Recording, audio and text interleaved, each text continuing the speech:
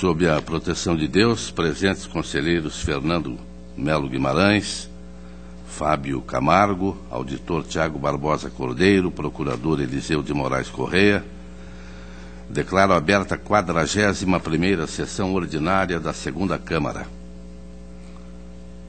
Ausente por motivos justificados, Cláudio Augusto Canha, auditor.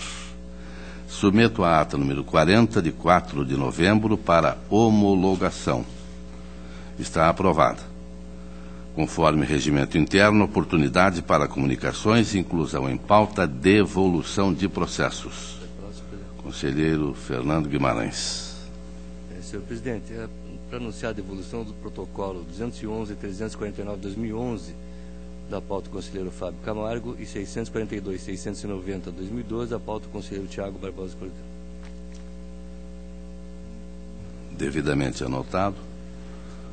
Auditor Tiago Barbosa. Senhor presidente, para anunciar sobrestamentos na diretoria jurídica do processo 494.280 de 2014, há uma antecipação de tutela a ser confirmada, e na diretoria de contas municipais, até decisão em incidente de inconstitucionalidade, sobrestamentos autos 147988 de 2008. Senhor presidente, também para solicitar a inclusão em mesa de certidão liberatória, processo 785947 de 2015, município de Rolândia. Devidamente anotado. A palavra está livre. Eu comunico no início da sessão necessidade de retificação de relato do processo 211.397/13, município de Nova Tebas, procedimento de alerta, e a proposta deve ser pelo encerramento e, na oportunidade, eu votei pela aprovação ou coisa semelhante. Então, estou retificando hoje, comunicando ao plenário que naquele processo a proposta correta, acompanhando o DCM e Ministério Público, é pelo encerramento. Estando aprovado, para o início da sessão, concedo a palavra ao conselheiro Fernando Augusto Melo Guimarães. Senhor presidente e demais integrantes da segunda Câmara, inicio pelo processo de alerta 680.860/2015, município de Campo do Tenente, diretoria de contas municipais e Ministério Público manifesta pelo encerramento por perda de objeto.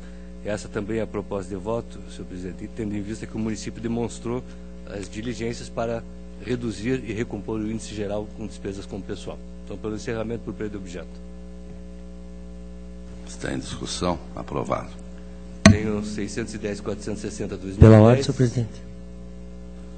Pela ordem, conselheiro Fábio Camargo. Se o relator não se opor, eu gostaria de pedir vista esse processo. Não, eu ia até adiar, mas a vista até é oportuna também. Vistas concedidas. Tenho prestação de conta de transferência 258.783. Pela ordem, senhor presidente. Conselheiro Fábio Camargo. Se Isso o eu não relator... ia adiar, mas me poupou de um relato longo. Então, Eu vistas peço ao vista. conselheiro Fábio. Muito obrigado. Tem o município de Curitiba, você já pediu vista, né? 800, tô brincando. 805.750/2012, município de Curitiba. É um processo de transferência voluntária, na qual a diretoria de análise de transferência e Ministério Público manifesta pela regularidade com ressalva e com recomendações. A proposta de voto, senhor presidente, é pela regularidade das contas com ressalva de despesas ligeiramente diferentes. Estou falando de um valor de 4.440, fora do previsto do total de gastos de materiais de consumo. Acredito que isso, dia do repasse 156, merece apenas a ressalva, senhor presidente. Está em discussão. Aprovado. E recomendações, né? Temos... Recomendado. Tenho 107.534/2013, Secretaria de Estado de Educação, também uma transferência voluntária de transporte escolar. É um assunto já também conhecido desta Câmara. em relação à postura do Ministério Público, que pede a irregularidade das contas em função de descumprimento de leis de trânsito, etc.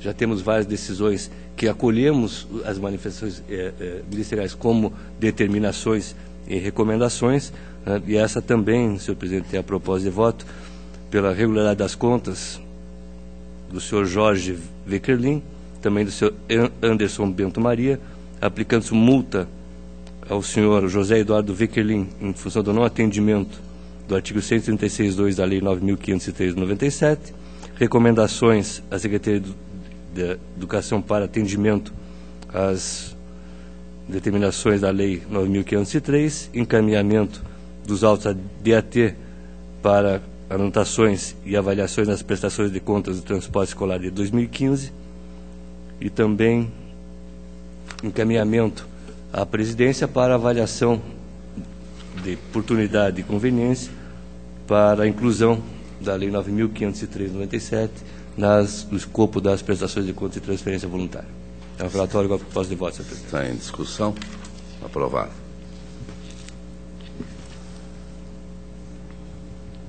R$ 126.512/2013, município de Cambira, diretoria da área de transferência, após toda a tramitação com diligências e etc., manifesta pela irregularidade das contas em função da ausência de certidões de transferência, de certidões na formalização e durante a execução, e especificamente em relação à certidão liberatória por parte desse tribunal.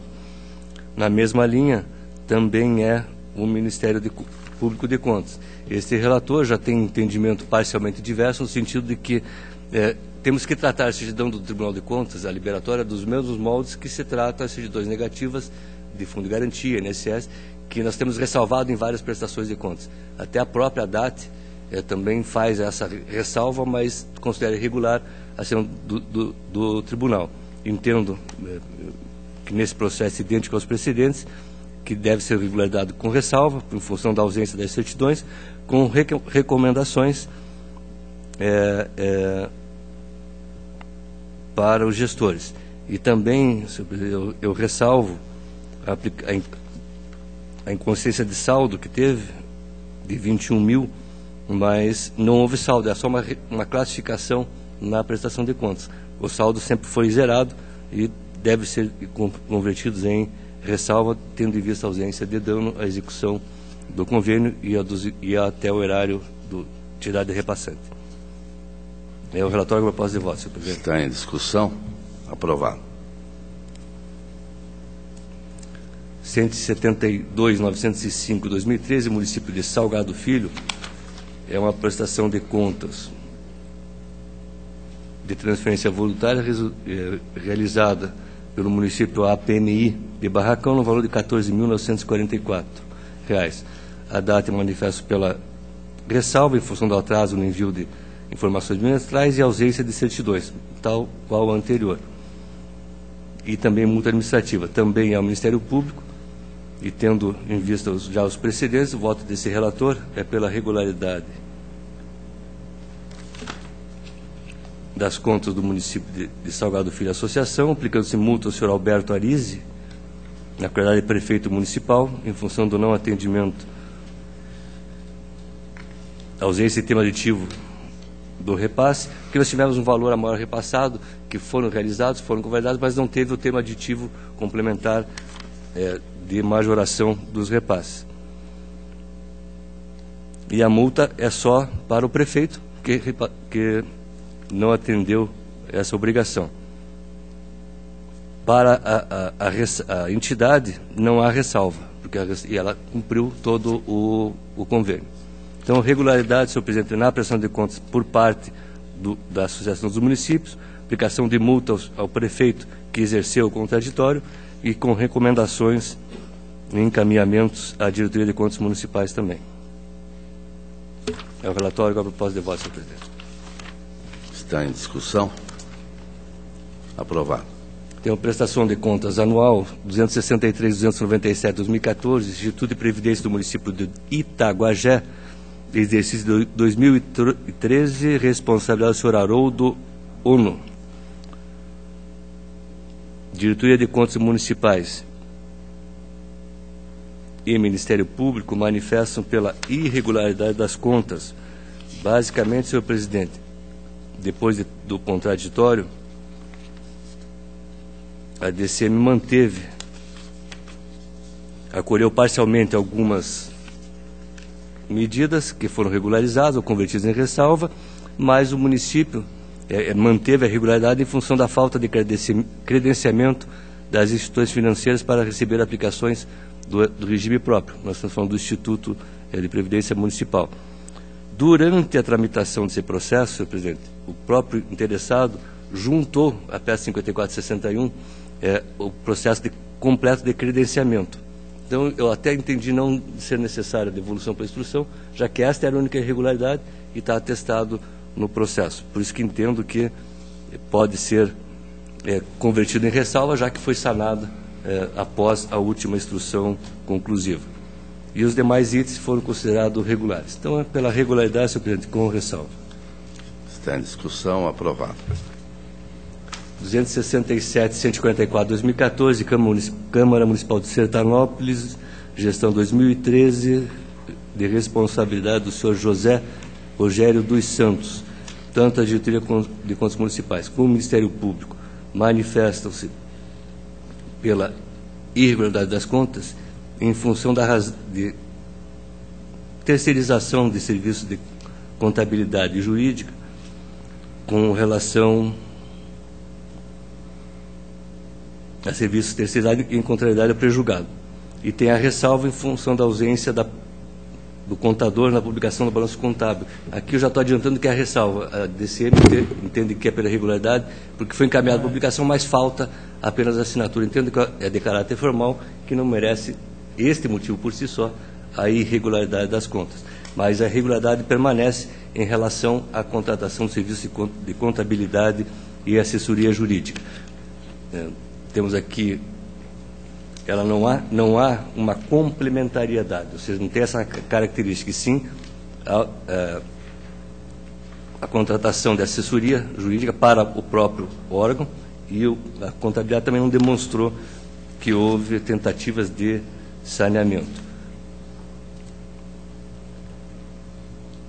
A alegação da defesa informa que na tentativa de enquadrar o serviço de assessoria jurídica no prejulgado, que seria assessoria jurídica para a Câmara, para o presidente, não para a entidade como um todo. Só que faltam essas provas, apenas alegações, mas não existe a prova da natureza da prestação de serviço, que tipo de vinculação teria, apenas as alegações. Em relação do serviço de contabilidade, são desempenhados por servidor comissionado e por empresa terceirizada. Então, não há nem a suplementariedade além do comissionado, também nenhuma tentativa de saneamento.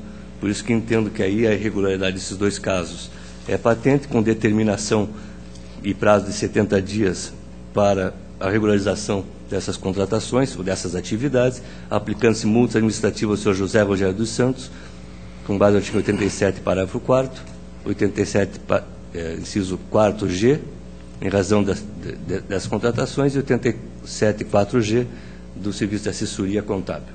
É o relatório simplificado com a proposta de voto, senhor presidente. Está em discussão, aprovado. 575.660/2014, senhor presidente, a Câmara Municipal de Arapongas, Diretoria de Contas Municipais e Ministério Público manifestam-se pela irregularidade das contas. Esse é um processo interessante, senhor presidente. Estamos falando da prestação de contas do exercício de 1997. Esse processo teve uma decisão condenatória por esse tribunal. Depois de vários anos foram transitados e julgados nessa corte, teve interposição de medida judicial, deixa eu ver se é exatamente isso, e que anulou a decisão. E novas contas foram instaladas em junho de 2014. Só que está demonstrado no processo, senhor presidente, que com essa divergência, esse tempo decorrido, e mais o problema de digitalização, não se conseguiu reconstituir os autos nesta corte. Ou seja, nós não temos hoje todos os documentos necessários para analisar. Essa, pelo menos, a avaliação que eu tenho. Até a defesa dos vereadores se mostram difícil de ser realizado em função da falta de documentos que violaria o devido processo legal. Tanto que a instrução de 1607 da DCM apenas indica valores supostamente aplicados de maneira irregular, porém sem nenhum momento se mencionar o motivo da irregularidade. E esse processo, senhor presidente, ele foi dentro do tribunal, não foi fora. Foi naquela fase de digitalização. Eu não posso imputar ao gestor uma responsabilidade que a ele não pertence. A única responsabilidade que eventualmente poderia existir por ter socorrido ao judiciário e o tempo de demora para a solução, mas que é uma iniciativa e um direito do interessado de socorrer o Poder Judiciário para qualquer lesão. Então, esta demora da apreciação judicial, mais os problemas de digitalização e transferência para o processo eletrônico, na minha avaliação, dificulta a análise do processo. Por isso que acho que é pela primeira vez, ou segunda ou terceira vez, em 12 anos de conselheiro, que eu estou propondo o julgamento pela iliquidação das contas, ou seja, são iliquidáveis. Eu não tenho nem como avaliar o que é devido e quanto é devido. E o quanto é lamentável. Então, infelizmente, senhor presidente, esse é o relatório com a proposta de voto. Eu não estou nem entrando no relatório nos motivos de defesa, porque eu acho que não tenho nem como avaliar direito, apenas a questão da prescrição que eu afasto.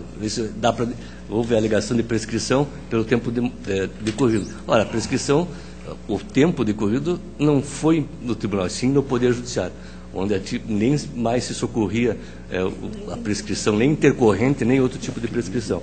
Evidentemente que aqui posso até discorrer sobre a imprescritibilidade do dano, cito algumas jurisprudências, mas basicamente esse processo não ficou parado nessa Corte de Contas, e sim no Poder Judiciário. Então, está em discussão. Julgamento pela iliquidação das contas. O senhor procurador Eliseu Corrêa tem a palavra. Senhor presidente e demais integrantes dessa sessão da segunda Câmara, eu verifico aqui que na instrução da DCM, na peça 131, ela apontou os valores que seriam devidos por cada vereador. Sim, mas qual o motivo? O valor extrapolação. Mas qual é a violação? Qual que é a norma violada? Não tem, isso no processo não tem. Não, segundo a DCM, houve extrapolação de valores em relação ao percebido pelos deputados estaduais. Então, esse seria o motivo, e esta seria a diferença do valor que seria devido no exercício de 1997. Houve aqui constatação de restituição por vários vereadores, mas alguns não fizeram. Inclusive, alguns teriam feito até um parcelamento, mas não cumpriram com esse parcelamento. Então, eu imagino que essa informação, pelo menos da DCM, merece fidedignidade. Pode não ser o caso... O que a DCM apontou foram os valores que constavam do acordo. Isso nós temos. Agora, por exemplo, olha só. Em contato realizado com o senhor Sérgio Santa Catarina, fui informado que os autos físicos desse processo estão no arquivo morto de processos digitalizados, que foram enviados ao Arquivo Público Estadual, e informou também que estava anexado ao processo tal, que se encontra nas caixas tal, quando foi digitalizado. Solicitado o processo de diretoria de jurisprudência e biblioteca, verificou-se que também não constavam os documentos faltantes, folhas tais e tais, não foram localizados. Na busca em unidades foi anexada instrução de 99, 2000, no backup da pasta do analista, na análise. Ressalto que os documentos não estão assinados, portanto não é passível certificar que seu conteúdo é o mesmo que custou do processo. Quer dizer, existe uma série de dúvidas na reconstituição dos autos e que não possibilitam um juízo seguro, pelo menos para a caracterização no mesmo modo de ver da regularidade. Mas se Vossa Excelência quiser pedir uma nova audiência para tentar ver se consegue dar uma outra articulação, eu não vejo. Só estou fazendo a defesa da informação da unidade técnica com a qual corroborou o Ministério Público. Quer dizer, o Ministério Público se fiou numa informação a qual merece fé pública.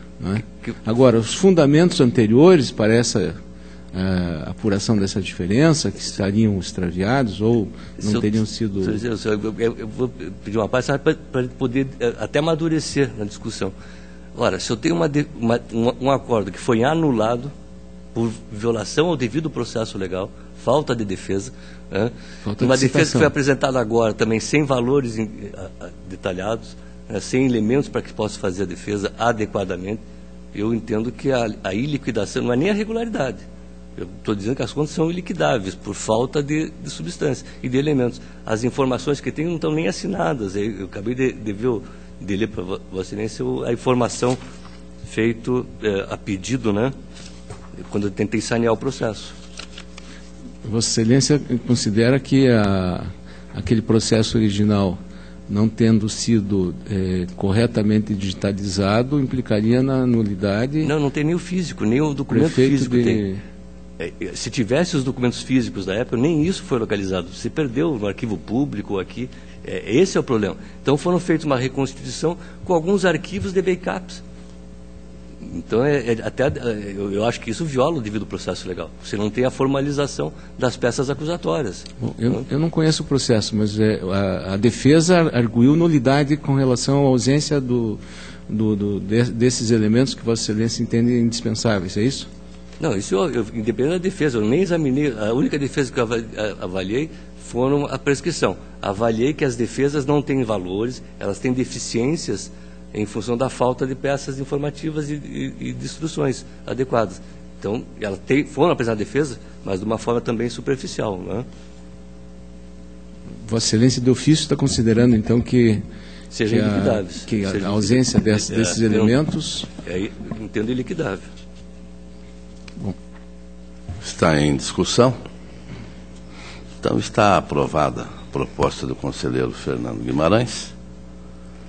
E que a gente não se acostume, não é, conselheiro Fernando, com esses votos, não é?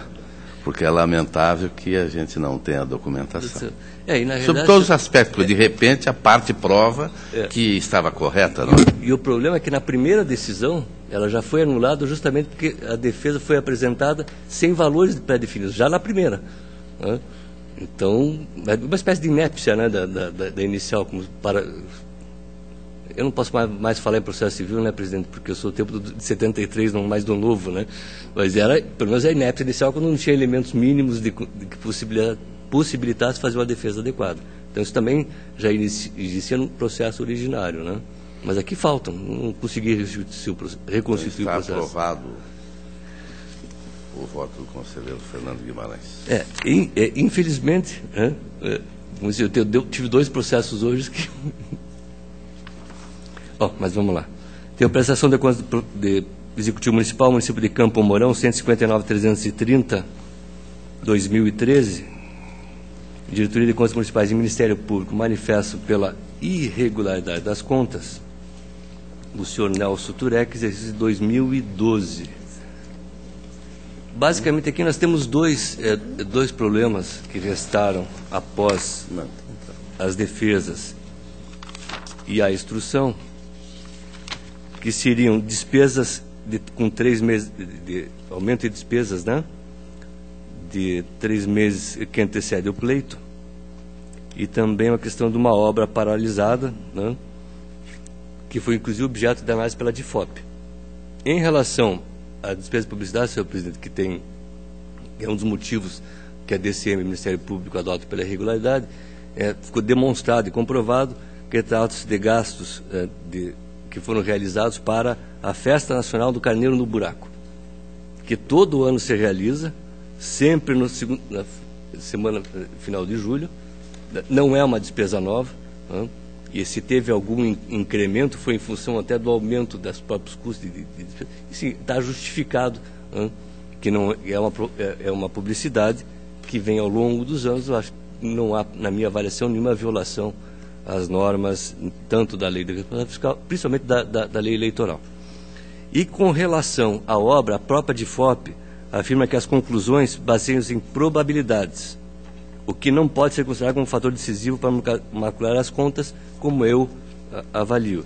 Por isso que proponho, senhor presidente, no caso da obra de 1.552.000, que são reformas de escolas, que se abra uma tomada de contas extraordinária. E a prestação de contas, eu entendo que seria regular, com ressalva em relação às despesas com publicidade nos 3 meses que antecedem o pleito eleitoral do exercício de 2012. Está em discussão? Está aprovado. 254.360, 2014, município de Itambaracá, a proposta é pela regularidade com ressalva, senhor presidente. Nós temos aqui uma diferença de R$ 4.961 de despesas apuradas no remuneração do magistério do Fundeb, que a instrução entende que não há aprovação do Conselho. Eu já tive um voto desse, que era pela irregularidade, o Conselho não ratificou, mas nós estávamos falando de valores considerados quase todas as despesas do Fundeb, do magistério. Nesse caso, é uma parcela de 4.961. Eu entendo que essa falta de referendo do Conselho de acompanhamento do Fundeb seria motivo só de ressalva e não de irregularidade. Em relação à diferença de registros constitucionais, foi sanado e a ressalva foi mantida pela DCM, que também adoto como ressalva. Então, basicamente, senhor presidente, as demais irregularidades foram sanadas, ficaram duas questões que converto em ressalva. Uma já também sugerida pela instrução, pelos pareceres, e entendo pela ressalva em relação ao índice mínimo de 60% do Fundeb. Está em discussão? Está aprovado. Senhor presidente, acredito que esgotei a minha pauta, agradeço a atenção de Vossa Excelência e da outra Câmara. Agradeço o conselheiro Fernando Guimarães e concedo a palavra à Sua Excelência, o conselheiro Fábio Camargo. Senhor presidente e demais membros que compõem essa segunda Câmara, processo 661.33210, ato de inativação. Fábio Bertoles Manhoto, Nelson Augusto Araújo, Luiz Carlos Caldas, Assembleia Legislativa do Estado do Paraná.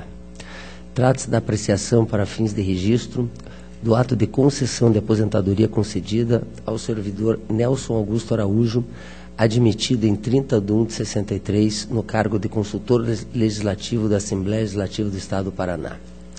O benefício, consubstanciado no ato da Comissão Executiva, foi concedido com fundamento no artigo 3º, incisos 1, 2 e 3 da Emenda Constitucional 4705.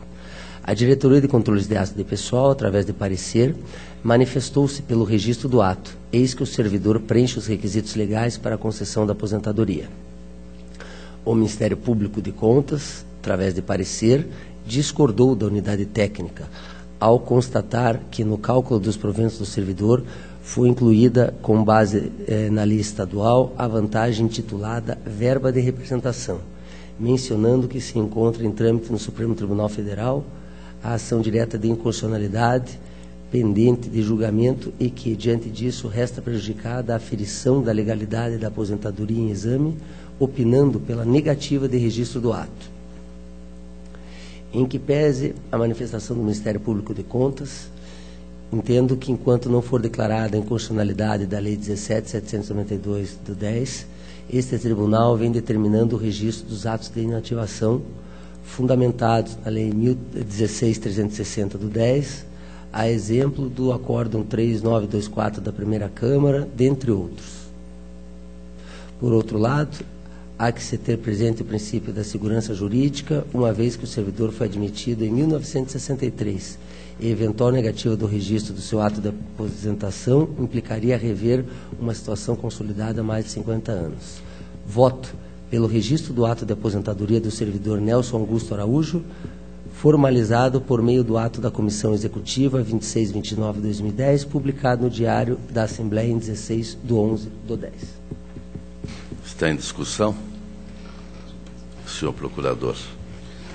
Senhor presidente, eminente relator, na verdade, o parecer ministerial ele aponta duas irregularidades, digamos assim, ou anomalias. A primeira se refere à verba de representação e que, neste ponto, realmente o tribunal tem acompanhado o voto do eminente relator, no sentido de que esta lei de 2010, né, em razão do Supremo não ter conferido liminar para suspender efeitos desta lei, então o tribunal tem entendido que não obstaria o registro, embora o Ministério Público, via de regra, tenha solicitado ou a negativa ou pelo menos o sobrestamento do processo. Mas reconheço nesse ponto que realmente o tribunal tem acompanhado esta linha de raciocínio. Agora, o que tem realmente digamos assim, uma suposta irregularidade, que seria a ascensão funcional do servidor, ele entrou em 1963, mas no cargo de oficial administrativo, né? E em 2005, pelo ato 274, ele foi reenquadrado no cargo de consultor legislativo, né? E nesse ponto, a jurisprudência do tribunal tem admitido até 2003 as ascensões funcionais no Estado do Paraná. Acho que até o voto foi do eminente conselheiro Fernando Guimarães, que admite a data da súmula do Supremo Tribunal Federal, súmula, me falha a memória, 683, de que é ilegal, é inconstitucional o provimento em cargo público se não realizado o respectivo concurso. Então, arguindo, neste caso, a inconstitucionalidade de atos que tenham por objeto ascensões funcionais. Então, neste ponto, devo ressalvar que o registro deste ato, né, inclusive passa lá por uma comissão da Assembleia, foi posto aqui no parecer, esse enquadramento funcional que foi feito lá na Assembleia Legislativa por parte do presidente da Assembleia, né, para rever esses atos de reenquadramento funcional. Então, neste ponto, não sabendo ainda qual será ou qual foi o resultado desta comissão, e com base nesta informação de que houve efetivamente uma ascensão funcional bem após o Supremo já havia julgado vários casos, né, mas em 2003 consolidou o pensamento de que a ascensão funcional realmente não tem guarida no sistema constitucional vigente. Então, neste ponto, não é que o funcionário não tenha direito à aposentadoria, ele tem direito à aposentadoria, mas, neste caso aqui, no cargo de oficial de controle e não no cargo de consultor legislativo. Senhor presidente. Então, apenas para ressaltar este ponto do parecer ministerial para a reflexão dos senhores julgadores. Para que não se cometa nenhuma injustiça, até porque eu vi que esse processo teve um saneamento no decorrer do processo, teve até indicado um parecer ministerial de 2012, mais um despacho conselheiro, mas vou solicitar vista, até porque isso é um assunto de relevância. Se não houver oposição do relator. Contrariado, o relator concede. É recíproco a vista.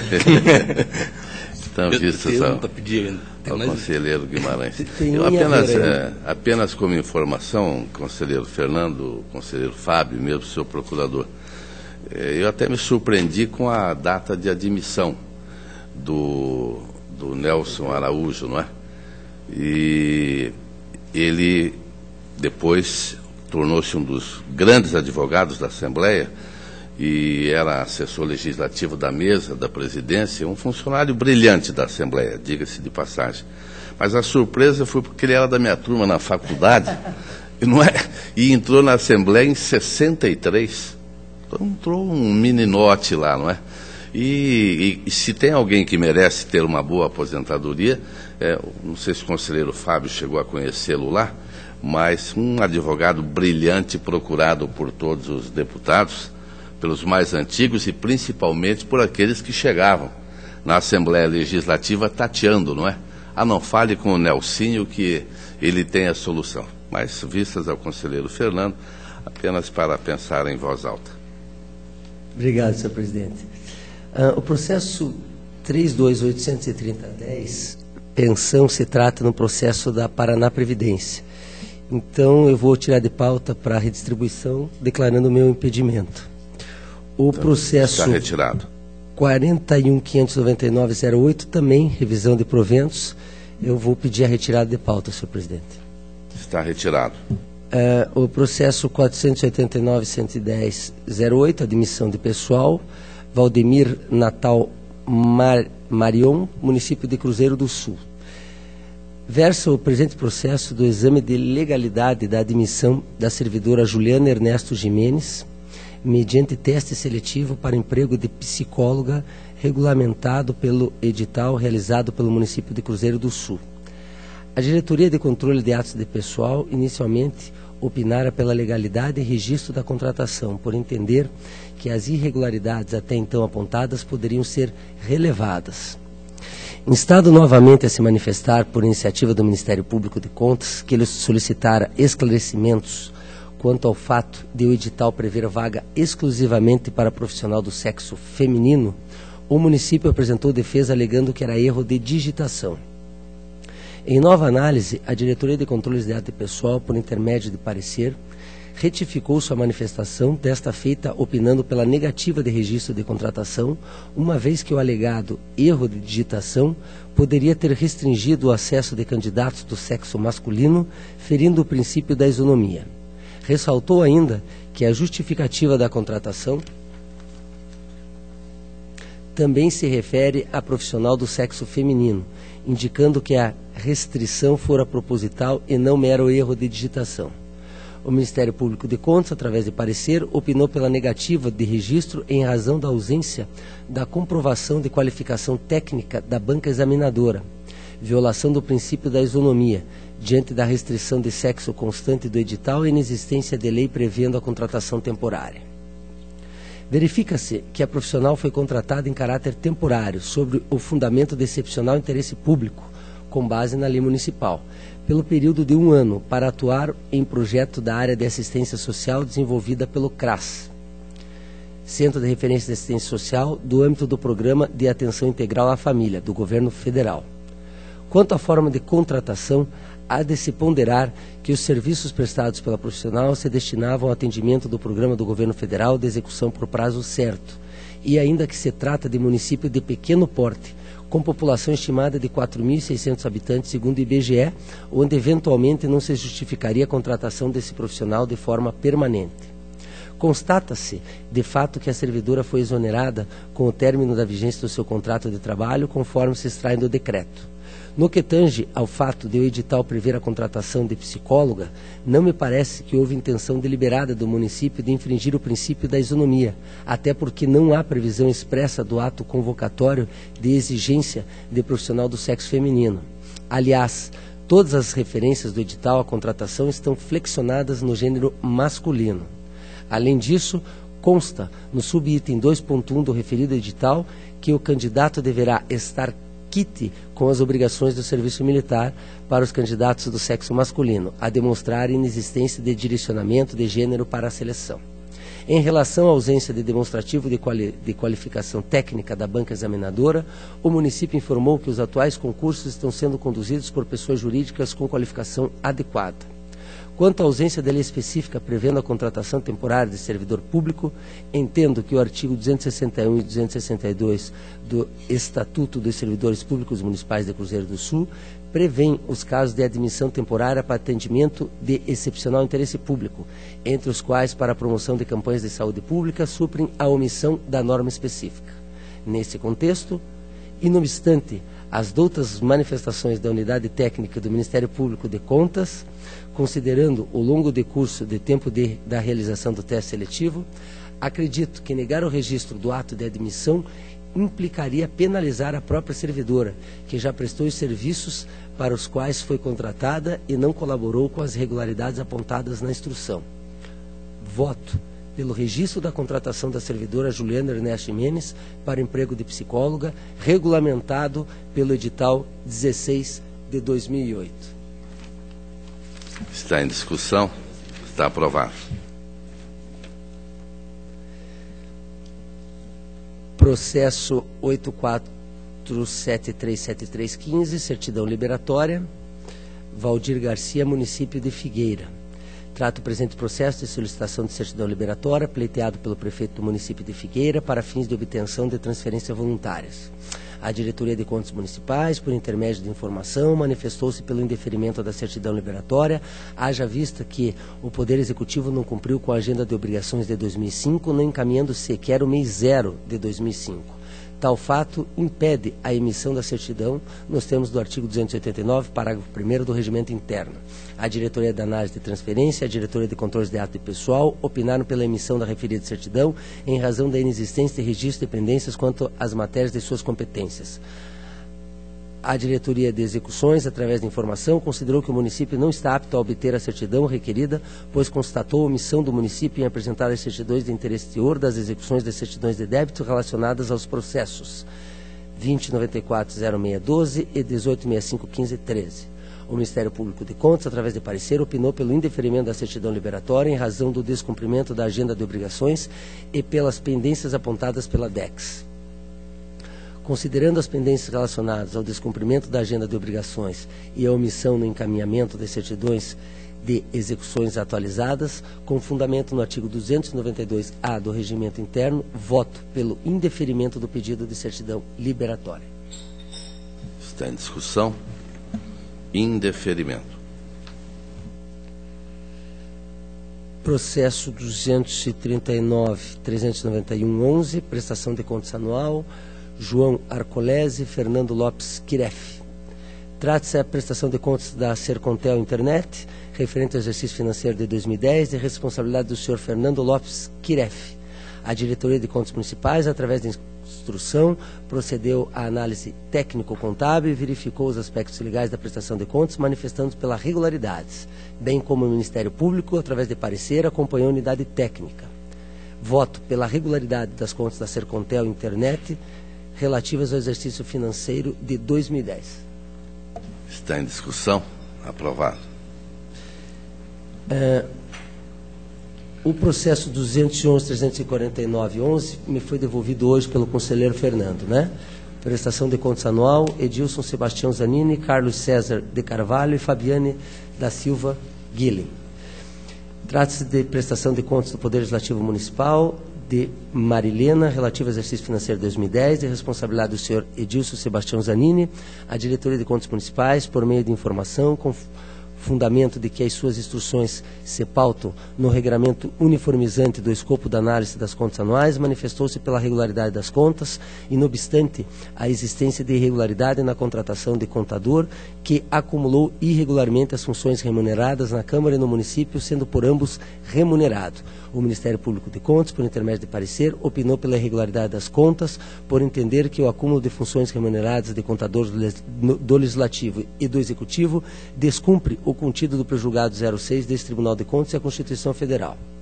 Assiste razão o Ministério Público de Contas, isso porque, conforme informações da Diretoria de Contas Municipais, o contador vem prestando serviços remunerados pelo Poder Legislativo desde meados de 2005, sendo ele servidor efetivo do Poder Executivo desde 26/5/90, acumulando irregularmente as funções remuneradas pelos dois poderes municipais.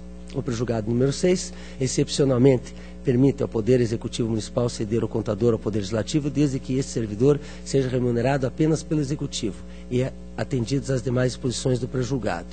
Voto pela irregularidade das contas do Poder Legislativo do município de Marilena, relativas ao exercício financeiro de 2010, de responsabilidade do senhor Edilson Sebastião Zanini. Esse é o voto. Senhor Presidente. Senhor Presidente, eu vou permitir discordar do voto do relator e dos pareceres, que está em conformidade com os pareceres. Por algum motivo de conceito, né? Eu não entendo que há acumulação de funções. Não existe dois cargos públicos acumulados. Existe um cargo efetivo de contador do município e a outra ele é terceirizado, né? Contrato de prestação de serviço na Câmara. Então, não entendo acumulação indevida, salvo ser demonstrado daí, evidente, a incompatibilidade de horários, etc. Mas, principalmente também, que o senhor fala, em 2008 e 2009, nós estamos falando da conta de 2010, né? 2010. 2008 e 2009 foi considerado regular, com o mesmo contador, com a mesma... 2011 e 2012 as contas foram julgadas irregulares, mas por extrapolação de remuneração dos vereadores, não por esta irregularidade. Não estou dizendo que, se nós não avaliarmos a questão, ela inibe a nossa apreciação em processo, seja em exercício no meio ou depois. Mas entendo que eu, pelo menos em 2010, ele foi coerente com 2008 e 2009. Ninguém falou nada, eu estou continuando. Então, em função disso, em função que não há, eu entendo que a ressalva, meu voto seria pela ressalva, com determinação para que em 60 dias a Câmara comprove a regularização das funções de contabilidade na forma do pré-julgado 06. Senhor relator. Senhor presidente, você sabe que, analisando alguns processos semelhantes, como disse o eminente conselheiro Fernando Guimarães, é impressionante como existe uma linha muito tênue, muito pequena. E eu entendo o posicionamento do conselheiro Guimarães, mas em função da irregularidade, do descumprimento do pré-julgado 06, eu vou manter o meu voto. Bom, eu vou me reservar para a próxima sessão, que eu também não tenho segurança absoluta sobre a proposta do conselheiro Fernando Guimarães. Quero ver meus votos anteriores, né? Porque o conselheiro lembrou 2008 e 2009, mas era ainda o início do pré-julgado, não é? Depois, o município, ou a Câmara, não é? A Câmara acabou se beneficiando de uma situação que deixou continuar. Então eu deixo para a próxima sessão. Senhor presidente, minha pauta está atendida. Eu agradeço a atenção de todos. Agradeço a Vossa Excelência, conselheiro Fábio Camargo, e concedo a palavra a Sua Excelência, o auditor Tiago Barbosa Cordeiro.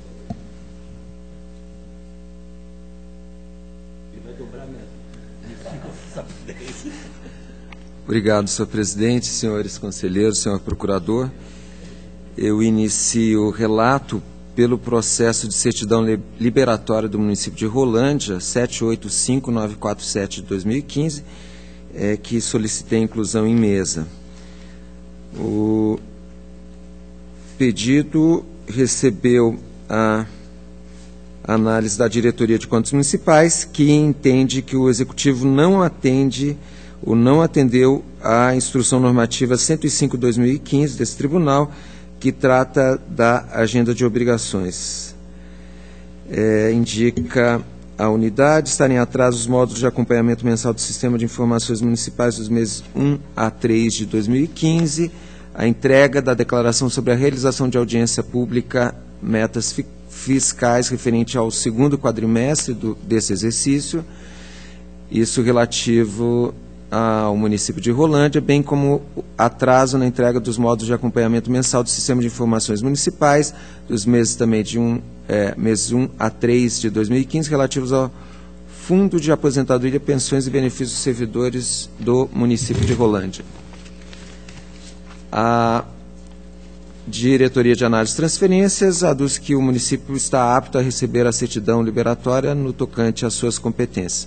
A Diretoria de Execuções aponta pendência no cumprimento do Acórdão 5.358 de 2014, da segunda Câmara. A Diretoria de Controle de Atos Pessoal opina pelo indeferimento da certidão, também em relação à mesma pendência. Sugere a revisão do trâmite dos processos de requerimento de certidão liberatória com a retirada do trâmite daquela unidade, argumentando que a certidão liberatória somente pode ser impedida à vista de descumprimento de decisão desse tribunal a partir de 2005, de forma que a unidade competente para se pronunciar a respeito do cumprimento das decisões é a Diretoria de Execuções. O Ministério Público também manifesta pelo indeferimento da certidão, em razão do descumprimento da agenda de obrigações e também da pendência que foi apontada pela Diretoria de Execuções. Eu apresento um voto divergindo dessas manifestações. Quanto à pendência, o Acórdão 5.358 de 2014 da Segunda Câmara determinou ao município de Rolândia que intimasse a servidora beneficiária quero crer, proventos de aposentadoria, para que se manifestasse a respeito de uma incorporação de uma verba, função incorporada FGC. E o município apresentou, inclusive, a documentação comprovando que houve a exclusão desse ato em relação exclusão do ato de concessão do benefício, houve a exclusão dessa verba. Mas o processo está seguindo porque identificou que foi incorporada outra verba. Então, a discussão agora é diferente, embora não tenha havido a baixa, não há nenhum obstáculo, a meu ver, em relação a isso. Inclusive, sou o relator desse processo. E aí fica, então, a questão da agenda de obrigações, e esse colegiado já conhece a minha opinião, no sentido de que o artigo 85 da Lei Complementar 113 de 2005 não prevê que o descumprimento dessa agenda de obrigações seria motivo para o impedimento da concessão da certidão liberatória. Então, já conforme defendi em inúmeras oportunidades, não havendo previsão legal, não haveria por que vedar a concessão da certidão. Nesses termos, a proposta é pelo deferimento da certidão liberatória. Está em discussão.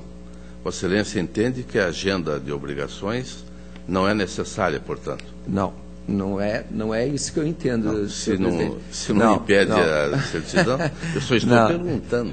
De modo nenhum, de modo nenhum. A questão toda é o seguinte: o tribunal há um bom tempo tem discutido que sem a alimentação dos sistemas, ele não consegue calcular, por exemplo, alguns índices da Lei de Responsabilidade Fiscal. Eu quero crer que existem outros instrumentos que podem ser utilizados para que o tribunal efetivamente faça esse cálculo.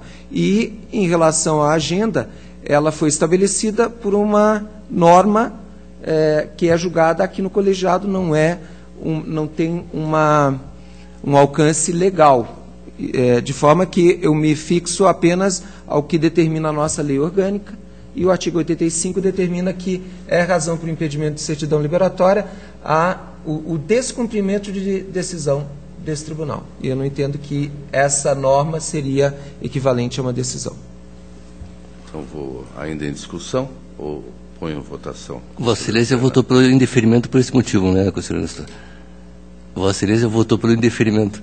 Rolândia tem uma peculiaridade, que houve uma troca de prefeito, o prefeito eleito foi afastado, assumiu um outro prefeito que não estava, esperando tomar posse, e a cidade acabou tendo problemas. Eu tenho votado pelo indeferimento porque eu entendo que o tribunal tem dado todas as chances e oportunidades, para que a documentação seja encaminhada. E o conselheiro Fernando foi o que mais lutou por essa agenda, E a agenda é o melhor acompanhamento que o tribunal tem. Se a agenda não é atendida, o tribunal tem um trabalho redobrado e muito mais dificuldade para acompanhar a gestão do município.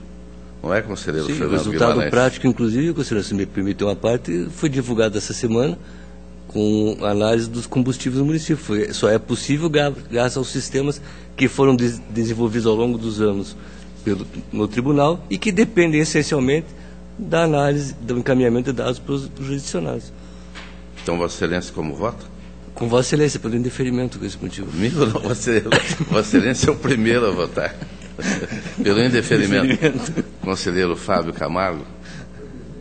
Eu acompanho o conselheiro Fernando Guimarães, que vota pelo indeferimento, fica responsável pelo acórdão, mas isso aí falar com que Rolândia se agilize, encaminhando, porque não há agenda, e ao mesmo tempo solicitando uma outra certidão, porque porque com certeza o novo prefeito que assumiu está tendo dificuldades. Senhor presidente, da pauta ordinária, eu tenho 2 processos adiados e relato, então, um ato de inativação, processo 393711 de 2012. É uma aposentadoria concedida pelo município de Cianorte ao senhor Sérgio Secolo, ou Secolo.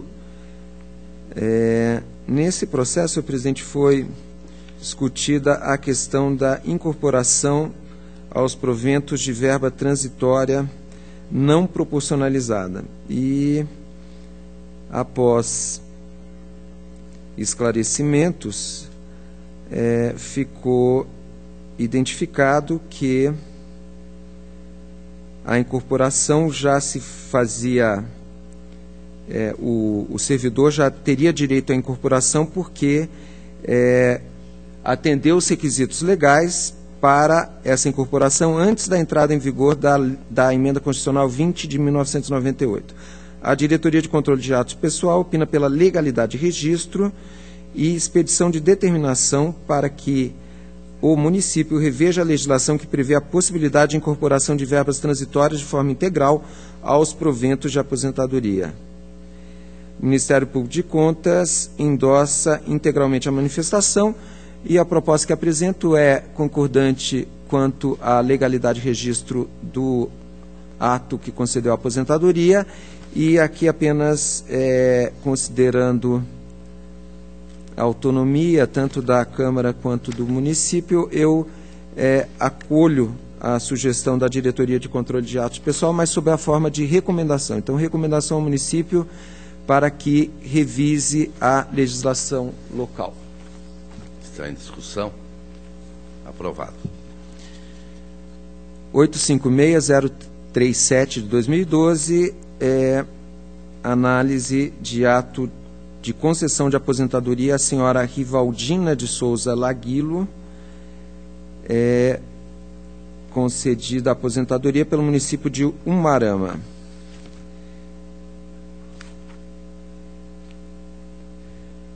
Também aqui há uma discussão sobre a incorporação de verba aos proventos, no caso, inclusive a discussão sobre se teria havido incidência de contribuição previdenciária ou não.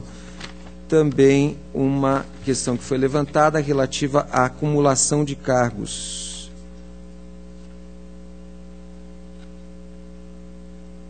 Porque essa servidora aposentada por Umuarama, no cargo de professora,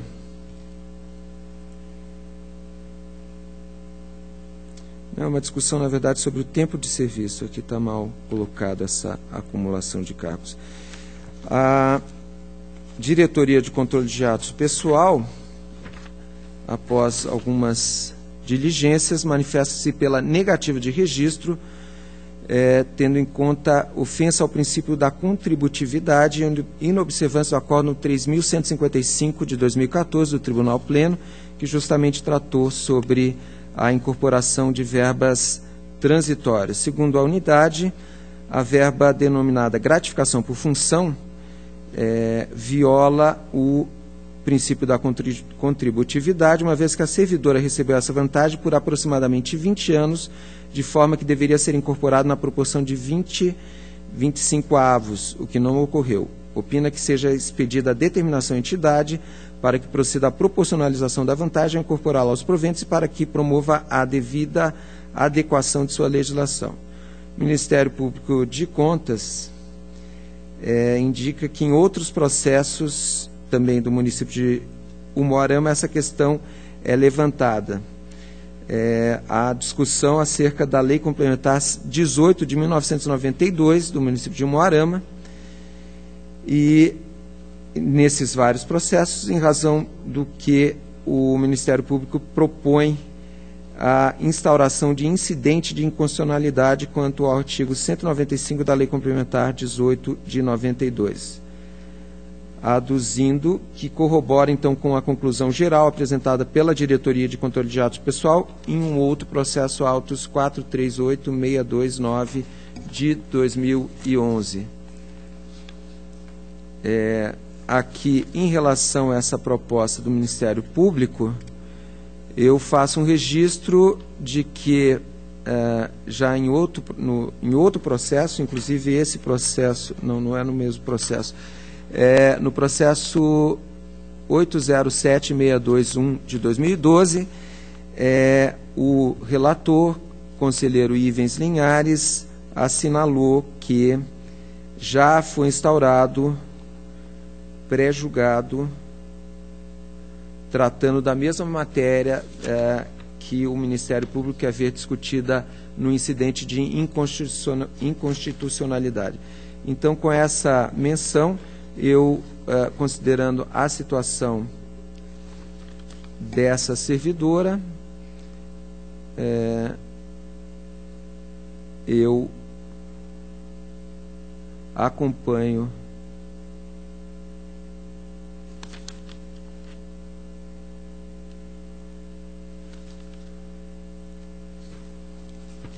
só um pouquinho, senhor presidente. Obrigado, senhor presidente. Vossa Excelência é mais compreensiva que o conselheiro Fernando.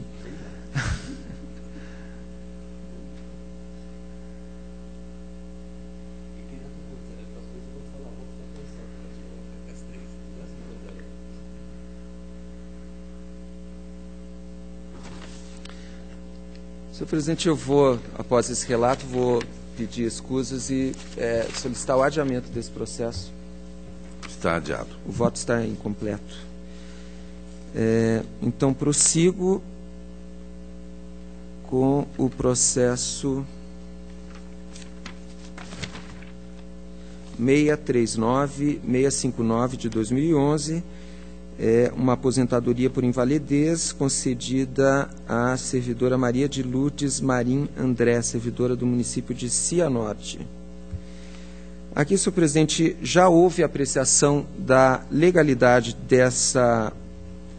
desse benefício pelo Acordo 1926 de 2013 da Segunda Câmara. O que ocorre é que o município, nesse processo, ficou identificado que o município de Cianorte, ele tem uma lei municipal 1267 de 1990, em que, no seu artigo 80, prevê o pagamento de auxílio alimentação aos servidores da ativa e também aos servidores inativos. O que houve nesse processo é que ficou identificado, e o município confirma, que ainda está em vigência esse normativo, e o pagamento do auxílio alimentação para os inativos, ele é feito mediante transferência ao Fundo de Previdência e ele não fica registrado como um benefício dos proventos, mas então é um pagamento, digamos, por fora. Então, nesse acordo 1926 de 2013, eu considerei, o colegiado endossou, que o ato formalmente estaria legal, porque ele não previa a questão da incorporação. E, ao mesmo tempo, eu sugeri que a Diretoria de Controle de Atos Pessoal examinasse essa matéria para ver o que poderia ser feito em relação a isso. A diretoria sugeriu que o município, o seu controlador interno e a Caixa de Aposentadorias e Pensões prestassem informações. E, como disse, o município se manifestou e confirmou que esse artigo 80 ainda tem sido aplicado, e também, por solicitação, apresentou uma relação de processos de aposentadoria que se encontravam em trâmite nesse tribunal, justamente para que fosse se tivesse uma ideia da magnitude desses gastos. A Diretoria de Controle de Atos Pessoal manifesta-se pela instauração de tomada de contas extraordinária contra o município de Cianorte, a entidade previdenciária e o prefeito municipal, a fim de apurar dano ao erário em razão do auxílio alimentação pago aos inativos. E manifesta pelo encerramento desse processo, uma vez que a aposentadoria objeto de análise já teve seu registro aprovado. O Ministério Público de Contas acompanha a unidade, manifesta pelo encerramento desse processo, instauração de tomada de conta extraordinária e sobrestamento dos demais processos de aposentadoria mencionados. Eu trago a apreciação da segunda Câmara. Inicialmente, eu entendo que, em relação a esse apontamento do Ministério Público de Contas, sobrestamento dos demais processos de aposentadoria, eu entendo que seria desnecessário, até como expliquei, porque esse pagamento é feito à margem dos atos de concessão de benefício, então não vejo a razão para isso. Quanto a ser instaurada uma tomada de conta extraordinária, eu quero crer que a partir dessa instauração vai ser necessário um incidente de inconstitucionalidade para que o Pleno possa se manifestar a respeito da constitucionalidade ou não desse dispositivo que prevê esse auxílio alimentação aos inativos. De outro lado, se o colegiado já deliberar por instaurar um incidente ou levar a apreciação do Pleno à instauração de um incidente, depois de resolvido esse incidente, no âmbito do incidente, talvez se possa determinar a abertura de um outro processo para que as responsabilidades possam ser aferidas e, eventualmente, caso se entenda que essa legislação é inconstitucional, serem responsabilizadas as pessoas que a aplicam. Mas eu vejo que, de um modo ou de outro, dois processos deveriam ser, ou deverão ser instaurados. Agora, eu coloco aqui em deliberação, não tenho nada a opor quanto à tomada de conta extraordinária, mas já, como adiantei, eu quero crer que o incidente de inconstitucionalidade deverá ser instaurado. E aí, nesse sentido, se o Pleno entender que não há inconstitucionalidade, não haveria razão para tomada de conta extraordinária. Então, eu tendo a preferir que seja levado à apreciação do Pleno a um incidente de inconstitucionalidade.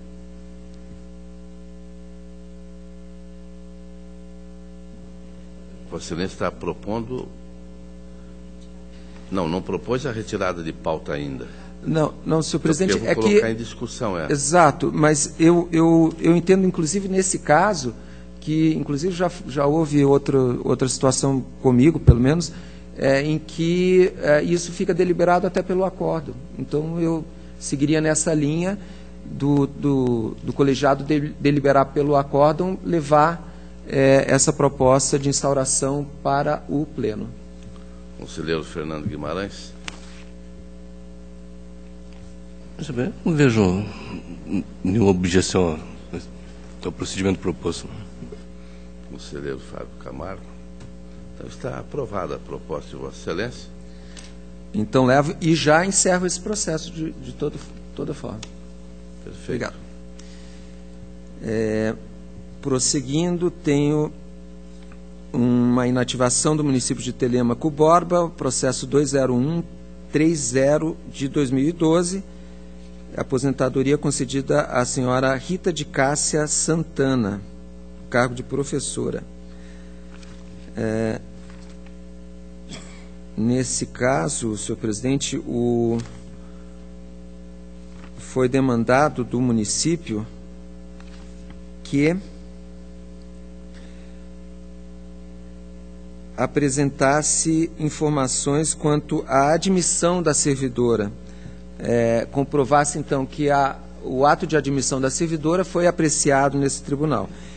foram feitas diversas diligências e o Fundo Previdenciário de Telêmaco Borba, também o município, foram diligenciados e, ao final, apenas o Fundo Previdenciário se manifestou, mas, após sucessivos pedidos de prorrogação de prazo, não trouxe ao processo nenhum documento. Em razão disso, a Diretoria de Controle de Atos Pessoal manifesta pela negativa de registro e aplicação da multa do artigo 87.4G da Lei Complementar. O Ministério Público de Contas também opina pela negativa de registro e recomenda a aplicação de sanção de impedimento de obtenção de certidão liberatória,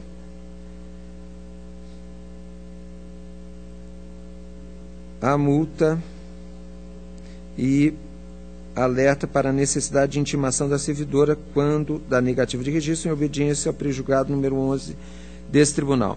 Eu aqui faço a proposta para que haja uma decisão interlocutória no sentido de determinar ao município e ao seu prefeito, o município de Telêmaco Borba, que apresente informações a respeito da admissão da servidora e também, em parte, sigo as manifestações, mas para propor a aplicação da multa ao prefeito que deixou de atender às inúmeras diligências desse tribunal, o senhor Luiz Carlos Gibson.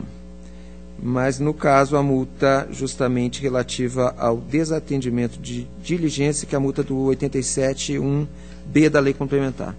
E aí fica também registrado que, não acatando a determinação, não cumprindo a determinação, o gestor municipal ficará sujeito à aplicação daquela outra multa mais pesada do artigo 87.3F da Lei Complementar.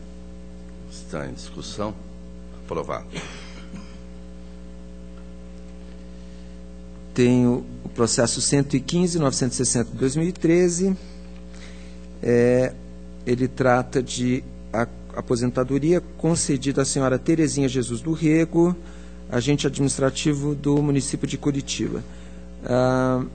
O Instituto de Previdência noticiou, no decorrer da instrução, que a servidora requereu a renúncia de sua aposentadoria e o retorno de suas atividades, que ocorreu efetivamente em novembro de 2014, e acostou a portaria com a revogação da aposentadoria, razão pela qual a Diretoria de Controle de Atos Pessoal do Ministério Público de Contas opinam pelo encerramento do feito.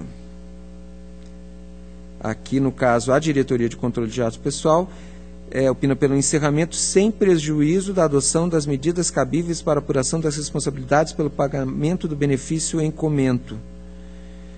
E, enquanto que o Ministério Público manifesta pela devolução dos autos à origem para fins de arquivamento. Aqui, essa devolução já não ocorre mais, o processo é digital e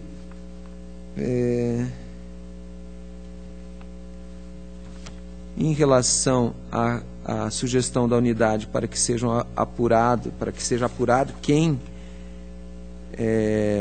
pagou o benefício em comento, me parece que não haveria razão para tanto, porque se a servidora resolveu renunciar ao seu benefício e o município o acolheu nos termos legais, não haveria essa apuração de dano.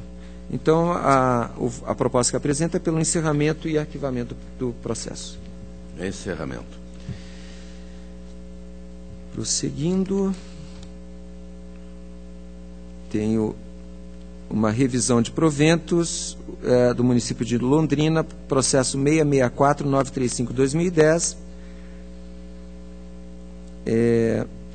Revisão concedida à senhora Maria Elizabeth Araújo Silva para incorporação da verba adicional de responsabilidade técnica. Aqui a discussão, senhor presidente, é que uma lei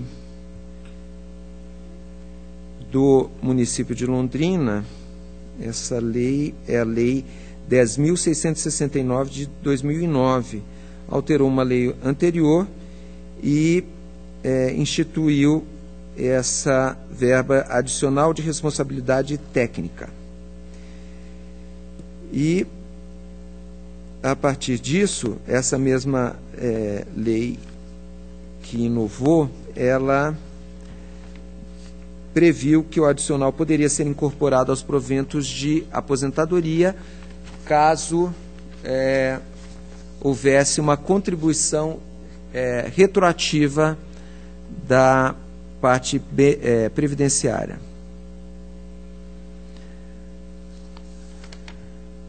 O Fundo de Previdência Social apresentou justificativas, a Diretoria de Controle de Atos de Pessoal manifestou-se pela negativa de registro, declaração de inconstitucionalidade do artigo 22, parágrafo 2º da Lei Municipal 9.337 de 2004. Então, essa lei alterada pela lei de 2009. E aqui fundamenta o seu opinativo da seguinte maneira.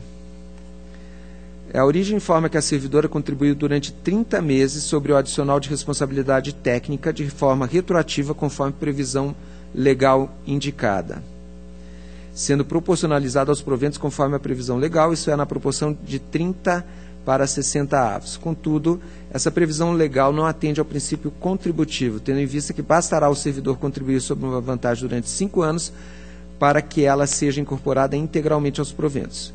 O princípio seria atendido se a vantagem para integrar os proventos fosse proporcionalizada ao tempo de contribuição nos termos do acórdão do tribunal que tratou dessa matéria. Isto é, como a servidora contribuiu sobre 30 meses, a vantagem deveria ser incorporada na proporção 30 para 360 avos, que é o equivalente a 30 anos para a aposentadoria da mulher, ou outra fórmula que de fato atenda ao referido princípio. E aqui a unidade faz referência ao consolidado pela súmula número 3.471 do Supremo Tribunal Federal, justamente que trata da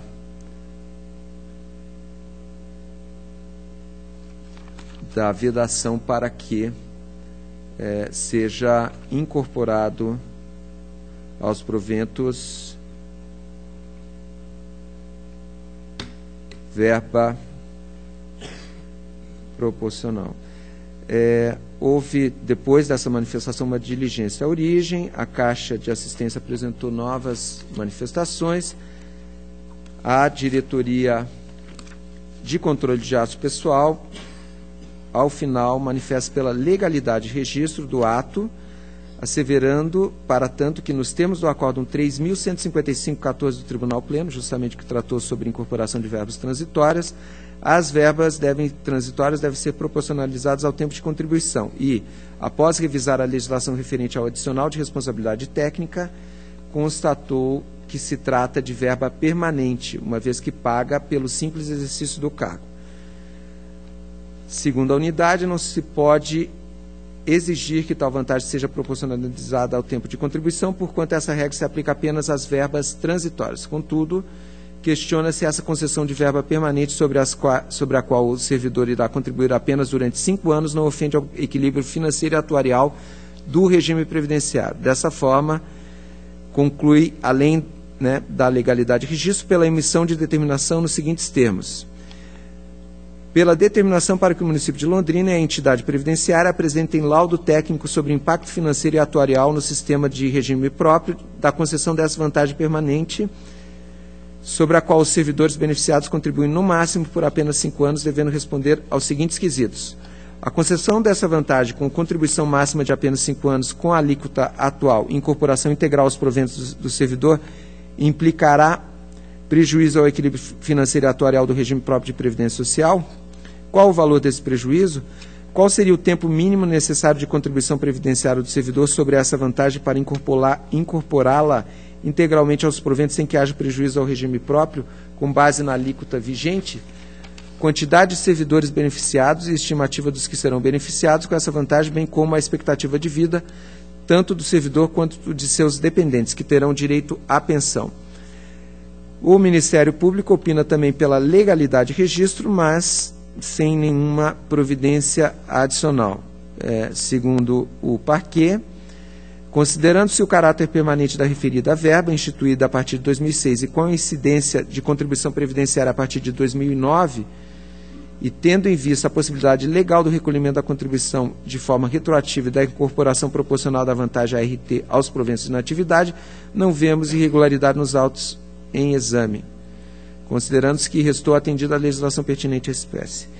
Então, senhor presidente, o que se discute é a possibilidade, então, de incorporação dessa verba com a contribuição retroativa no máximo de 5 anos, quer dizer, de pelo menos 5 anos.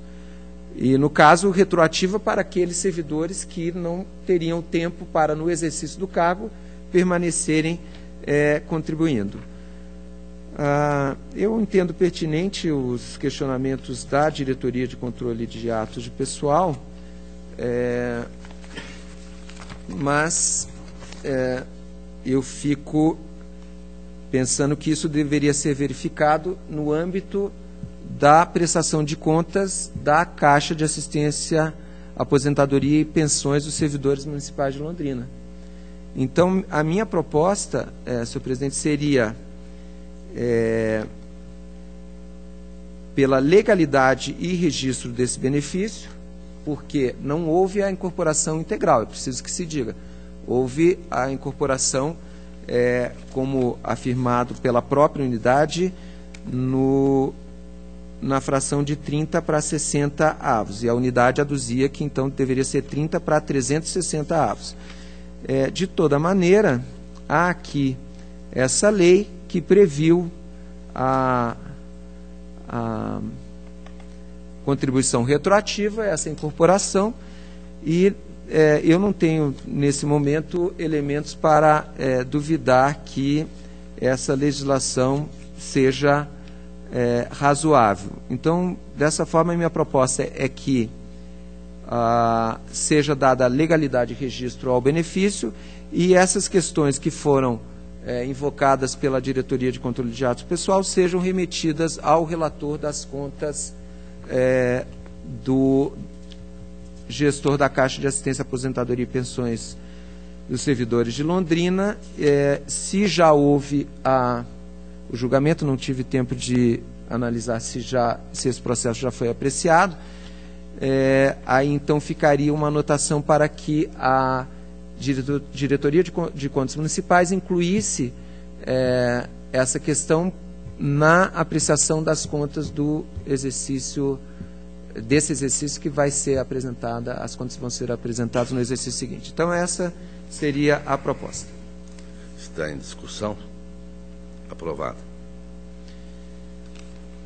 Prosseguindo ainda, eu tenho uma revisão de proventos concedida pelo município de Maringá.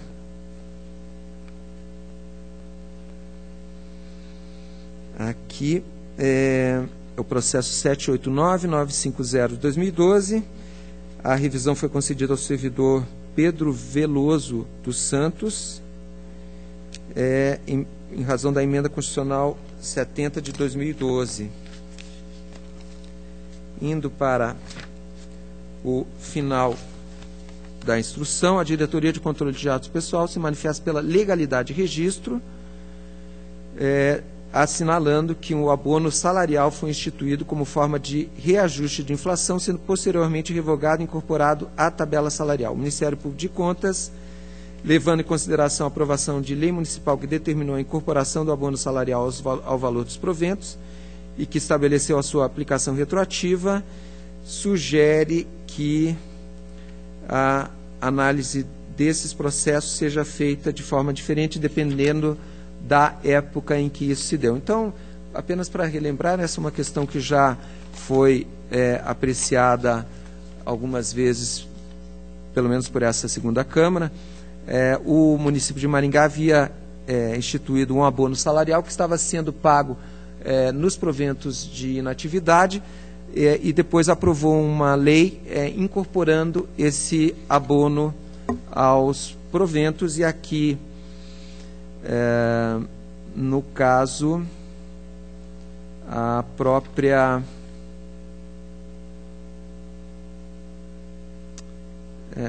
eu refiro aqui no voto que já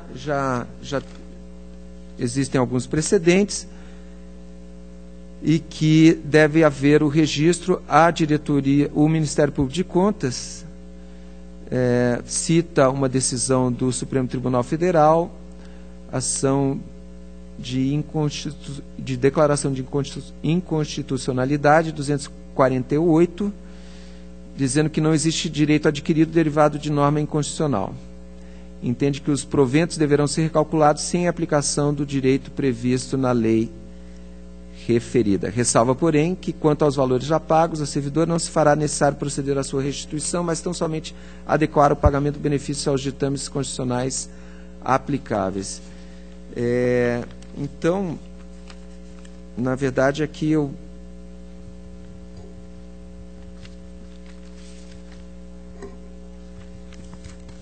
Existem dois votos grudados.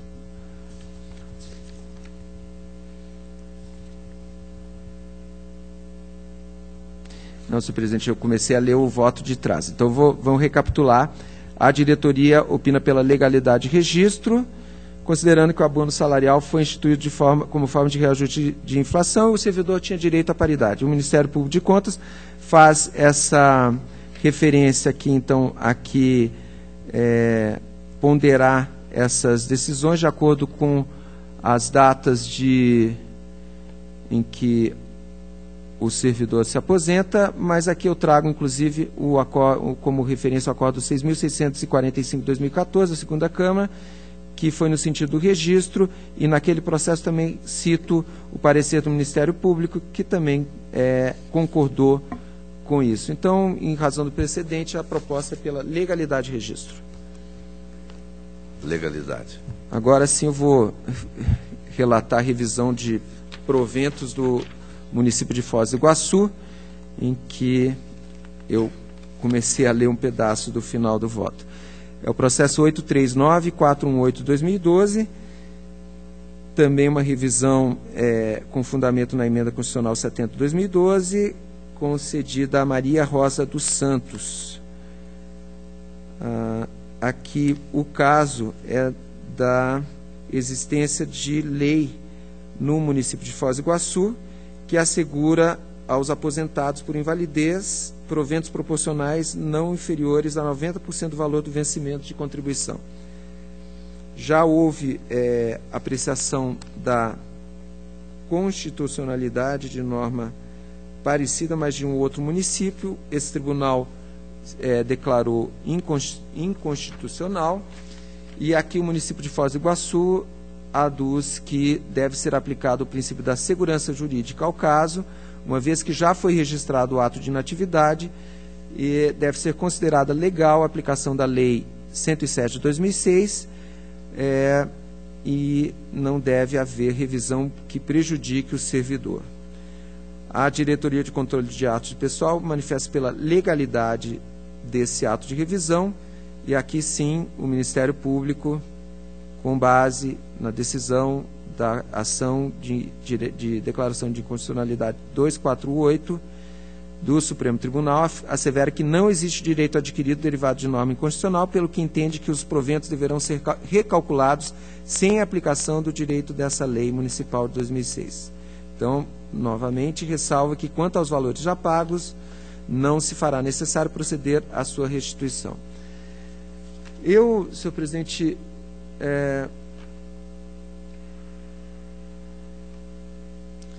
eu faço um voto aludindo que existe uma questão preliminar que, para mim, me parece que o tribunal ainda não decidiu de uma maneira firme, que é a discussão sobre se é possível, na apreciação da legalidade, da revisão dos proventos, modificar algo que foi considerado legal no processo de aposentadoria. Então, como disse, o Ministério Público defende que não haveria direito adquirido em razão dessa norma ser inconstitucional, enquanto que a Diretoria de Controle de Atos Pessoal opina pela legalidade de registro. Eu tenho uma tendência a pensar naquele prazo de 5 anos, mas eu levantaria aqui uma preliminar no sentido de submeter essa discussão à análise do Tribunal Pleno. E aí teria, caso superada essa preliminar, uma proposta de mérito. Então, está em discussão. Senhor presidente, vou solicitar vista, até porque a matéria para mim é nova, né, como o conselheiro Tiago bem falou, então eu queria refletir melhor. Vistas ao conselheiro Fernando. Eu tenho outra revisão de proventos, 861-987-2012, nesse caso do município de Cascavel, a servidora aposentada Maria Jacinto Garrido. É um caso muito parecido, mas que tem já em relação a esse caso, existe já uma definição naquele pré-julgado que tratou da incorporação